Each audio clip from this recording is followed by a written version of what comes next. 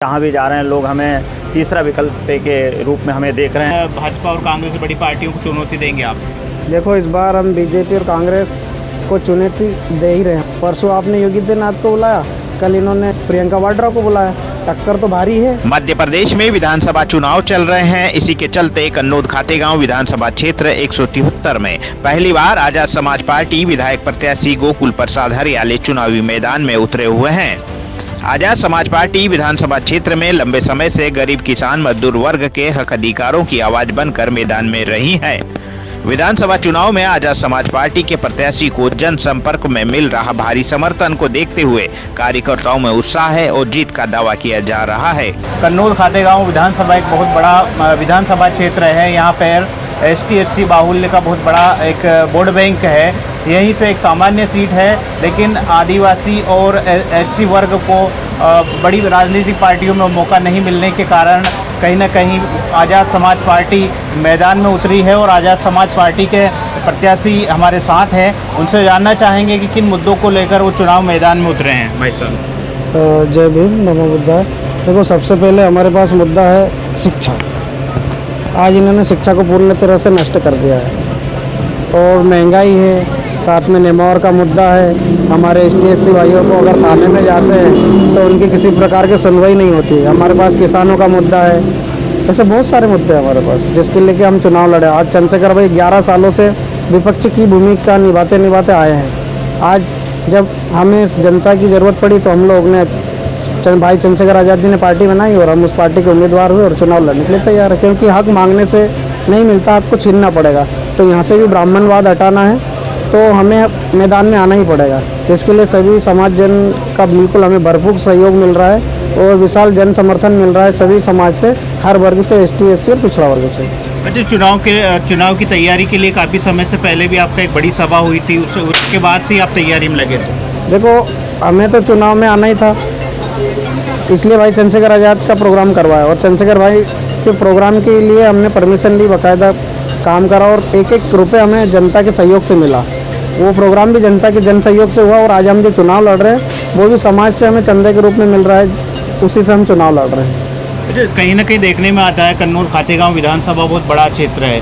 यहाँ पर ST/SC बाहुल्य काफ़ी संख्या में रहते हैं। वोट बैंक का बात करें तो काफ़ी वोट बैंक प्रतिशत है। क्या लगता है इस बार भाजपा और कांग्रेस बड़ी पार्टियों को चुनौती देंगे आप?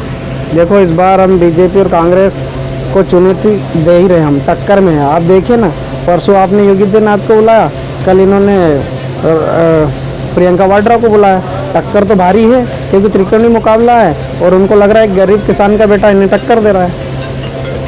तो अब क्या आगे की क्या रणनीति रहेगी? 2-4 दिन जो अभी कुछ समय बचा है, इसके लिए किस तरह से आप तैयारी में जुट गए? अभी हमने तैयारी की। हमारे राष्ट्रीय लेवल के नेता या तो चंद्रशेखर भाई का प्रोग्राम होगा एक 13 या 14 या 15 तारीख में, या फिर विनय भाई का प्रोग्राम होगा और एक विशाल जन समर्थन मिलेगा। और हम ये सीट, भाई चंद्रशेखर आज़ाद जी का बर्थडे है 3 दिसंबर को, तो हम ये सीट उन्हें तोहफे के रूप में देना चाहते हैं विधानसभा जीतकर। आपका नाम बताएं। गोकुल प्रसाद हरियाली, ग्राम सोमगांव का रहने वाला हूँ। बताएं, अब चुनावी तैयारी के लिए क्या किस तरह से आप लोगों की रणनीति है और इतना बड़ा क्षेत्र है, क्या रिस्पॉन्स मिल रहा है जनता का? देखिए, हम लगातार सभी आज़ाद समाज पार्टी के कार्यकर्ता जो है हम लोग लगातार भ्रमण कर रहे हैं और हमें बहुत बढ़िया समर्थन मिल रहा है। जहाँ भी जा रहे हैं लोग हमें तीसरा विकल्प के रूप में हमें देख रहे हैं कि बीजेपी और कांग्रेस से हम परेशान हैं इस क्षेत्र के लोग, और यहाँ हमें बहुत समर्थन मिल रहा है। मैं चाहता हूँ कि यहाँ पर हम जीतेंगे, ऐसा हमें समर्थन मिल रहा है। तो क्या कारण रहा कि इस बार आप प्रत्याशी उतारना पड़ा? अब पहले तो कहीं ना कहीं इस तरह से आदिवासी ST/SC वर्ग कहीं ना कहीं राजनीति से दूर रहता था, लेकिन अब कहीं ना कहीं राजनीति में भी अब रुचि लेने लगा है। क्या कारण रहा अभी? देखिए, SC/ST के लोग अब समझ चुके हैं कि अब जो है हम ज़्यादा शोषित और पीड़ित अब लोगों से नहीं होंगे।